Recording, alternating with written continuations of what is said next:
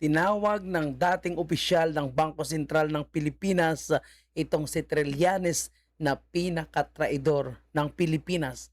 At sabi niya nga po, mga kababayan, kung mapapatunayang totoo ang mga sinasabing revelasyon ng hashtag Brave18 na sa tingin ko ay may katotohanan, maitala si Trillanes sa kasaysayan bilang pinakamasamang traidor ng Pilipinas. Ito po kung paano nakipagtulungan si Trillanes di umano sa mga prosecutors ng ICC na nag-imbestiga sa ating bansa upang makahanap ng kung ano-anong ebidensya sa kanilang mga fake na allegation. At lumalabas pa po, mga kababayan, na noong sila po ay nagpapaimbestiga dito sa ating bansa ay hinahanap nila yung mga dating opisyal ng PNP at sinasabing may katumbas pa nga ito na suhol di umano para sila ay pumayag na magtistigo laban po sa dating presidente natin. At ginamit pa nila yung nakaraang hearing sa Quadcom patungkol sa EJK para maging basihan din sa kanilang mga ebidensyang ngayon ay naipresenta na po nila sa ICC. Kaya pabor po ba kayo bilang mga Pilipino, lalong-lalo na po yung nagmamahal kay Tatay Digong na tatawag na pinakamasamang traidor ng Pilipinas itong si Trillanes? Mukhang nakuha na po ni Tariela ang kanyang gusto at hinahangad niya po na posisyon sa Philippine Coast Guard, mga kababayan. Ibig sabihin lang, yung mga pag-iingay ni Tariela, yung pang-aatake niya sa presidente ng China at yung pang-aatake niya sa ambasador ng China na hinayaan lang po ng gobyerno natin. So, mukhang patunay lang na talagang ito po ay otorisado ng Malacanang dahil tingnan niyo po ngayon, mga kababayan, pagkatapos kumalma ang isyo, abay nabigyan ng promosyon itong si Tariela. At yung mga pang-aatake niya sa vice presidente, yung pang-aatake niya sa kaalyado ng mga Duterte, at yung pang-aatake niya sa mga taong hindi pumapabor sa kanilang gustong mangyaring kalukuhan, sa kanilang gustong mangyaring propaganda against China, ay tinatawag niya na pro-China. So, ito na pala yung bunga, mga kababayan. Nagkaroon po siya ng promosyon.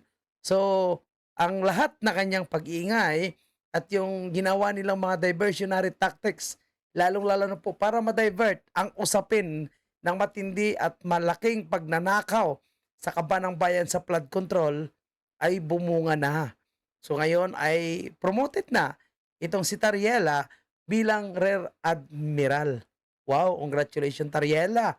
Wala kang pinag-iba kay Torre. Eh baka mamaya bukas, no? Eh biglang demoted na po 'yan. Lalong-lalo na itong nasa Malacanang ngayon. Sanay na sanay po sila mambudol. Tingnan niyo yung ginawa nila kay Torre. Pagkatapos gamitin si Torre, ginawang PNP chief. Pagkatapos niyan, inilagay sa MMDA. Eh, ikaw, Tariela, mag-ingat ka. Baka yung sobrang saya na nararamdaman mo ngayon, eh bukas iyak na yan. Dahil ikaw ay nagpagamit, ikaw ay talagang sadyang gusto mong gamitin ka dahil sa iyong ambisyon na mabigyan ng promotion. Grabe, no? Binigyan ng promotion dahil lang sa pagiging propagandista kontra China. So, anong nangyayari? Di ba? Yung parang pinopromote nila yung magkaroon ng gera. O, tinan yung nangyari ngayon sa Middle East. Palagay mo, pag yan ang mangyayari sa Pilipinas, makakayanan natin. Wala po tayong mga ah, matataguan. Wala po tayong pera. Tapos wala po tayong kagamitan. Tapos ngayon, ang tapang-tapang po ng mga hinayupak na ito, no, na makipagbardagulan sa higanting bansa na China. Ay, yung akala nila na kaya nilang iligtas ang lahat ng mga Pilipino. Kaya sa totoo lang, wala naman pakialam yung mga yun eh.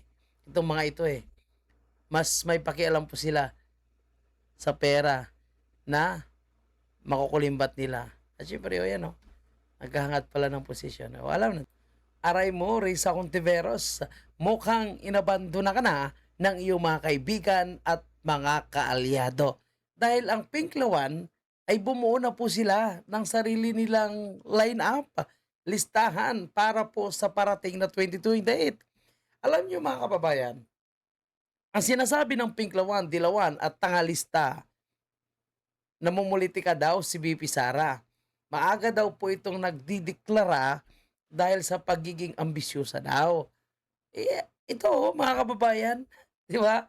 At ang pagkakaalam ko, matagal na po sila gumawa ng kanilang line-up listahan para po sa 2028.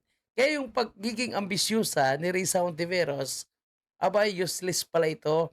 Yung pagpapapil niya at napansin ko lang dito, mga kababayan, sa listahan ng mga senador nila, mukhang hindi kasama si Llamas na nangangarap na maging senador.